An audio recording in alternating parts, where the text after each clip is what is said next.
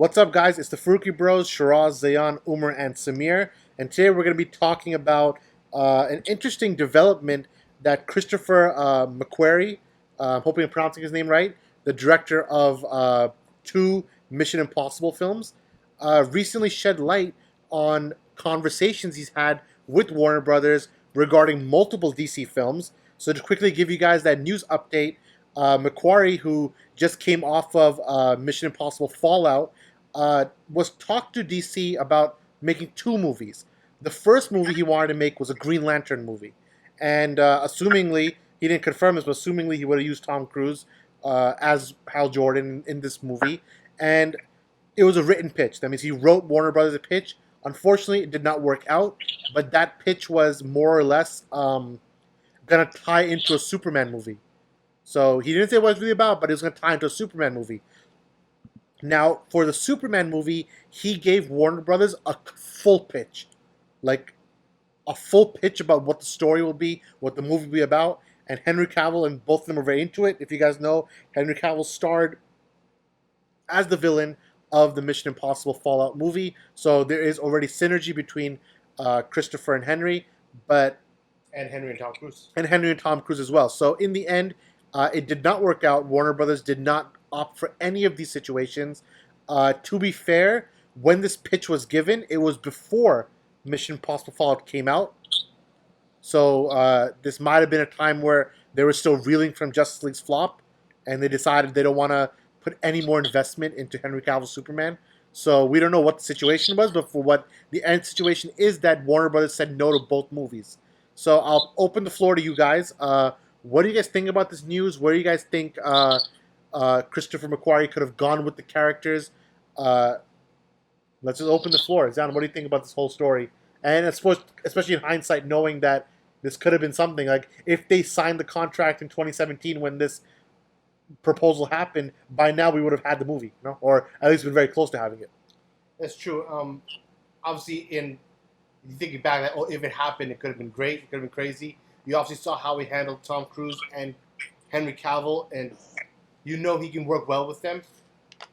I feel like it was more because, like you said, the failure of Justice League, an investment of something like Green Lantern film, which would require so much heavy post-production CGI work, and then tie it with another Superman film after having like a pseudo Superman trilogy and have it not pan out as Dolby wanted. I think that kind of investment is what kind of turned them off. Even if they pitched this after Fallout and the success of Fallout and how well Henry Cavill received and obviously Tom Cruise, I feel like even then Dolby wouldn't want to commit to something as big as this. If he got it, I feel like, I don't know how versed he is with the characters, but if he had an idea of a pitch, I feel like he knows what he's doing, and he would have done a great job with these actors and to tell his story with Green Lantern or Superman. But pre-Fallout or post-Fallout, I don't think this is something that WB would want to take an investment in, especially in the time where they tried investing big money in Batman v Superman and Justice League, and according to them, it didn't pan out like they wanted to. I think at the end of the day, Henry Cavill wants to be Superman. You had a director that just came off Mission Impossible, which was very, very well received. Yep. He had an idea for the universe. He's actually the perfect director. This is the kind of director that they should be looking for, where the guy doesn't want to just like come in, make a movie, and then bounce. He's actually looking at the universe, wants to frame it a certain way. So he had an idea for Green Lantern that would have directly impacted a Superman movie, that would have tied back to Man of Steel, because he mentioned in another tweet that maybe, I think he said something along the lines of like, that it would have tied into Man of Steel, because someone asked him would it have tied into Man of Steel, and he said something like maybe or something. So you had a director that would have done justice to the past as much as he could, even though they didn't want that.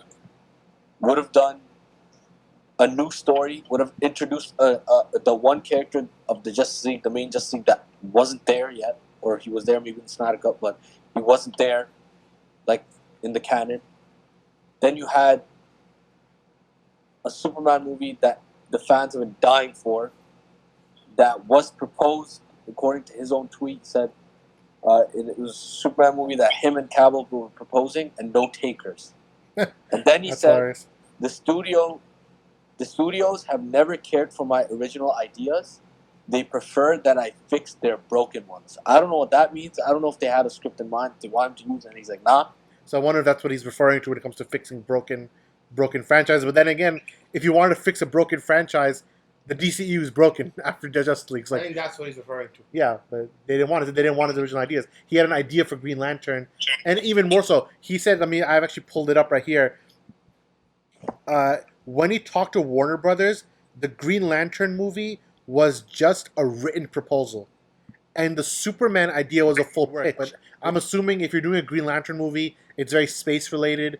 So maybe it's Brainiac related. Like that's what the first idea I got. That imagine you're making a movie with Tom Cruise, the A-lister, as Hal Jordan as Green Lantern, and then the end of the movie he sees like Brainiac's ship heading towards Earth, and he's like, "Yo, that's big news." And then he maybe calls Superman or something. Then I call Superman. Maybe he sends a warning to Superman, and then that's leads into a Superman movie where he can stop Brainiac. Something like that. Like I don't know what he was really planning. It's hard to tell, and obviously he hasn't shared it. Speaking on his tweets, he did say that someone said that if Warren Bros came to now and said let's do it, he said he would say no. So that I think he's mentally moved on. But that was something that was gonna happen 2 years ago. I'll pass it to Samir now. What do you think about all this, bro? Like that we could have had a Superman movie, a Green Lantern movie, and at the moment those are the two characters that is literally AWOL. We have no idea what's going on with them. All right. I like Mission Impossible, and I like Henry Cavill in Mission Impossible. Even though he's not that good at Superman, he just got the look. But still, my point is that I think he's a good director, and it was a good opportunity for the DCEU to go with his ideas.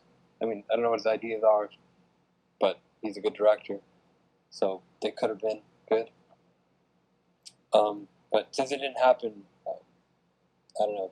I actually don't know what to say, bro. Yeah, man, it's one of those things where like go ahead.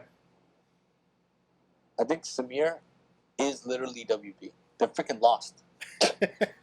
Listen, I'm saying like Samir's literally Warner Brothers. yes, and Warner Brothers, they're more like like we don't know how many pitches come in. Like we don't know how many directors come in and out the door and they give their ideas. We don't know how many people Warner Brothers says no to. But the fact that they said no to Christopher McQuarrie, who actually made like Umar said, it's a high quality movie. It made a lot of money at the box office. It made a very good Rotten Tomato score. Things that Warner Bros. Cares about very superficial things.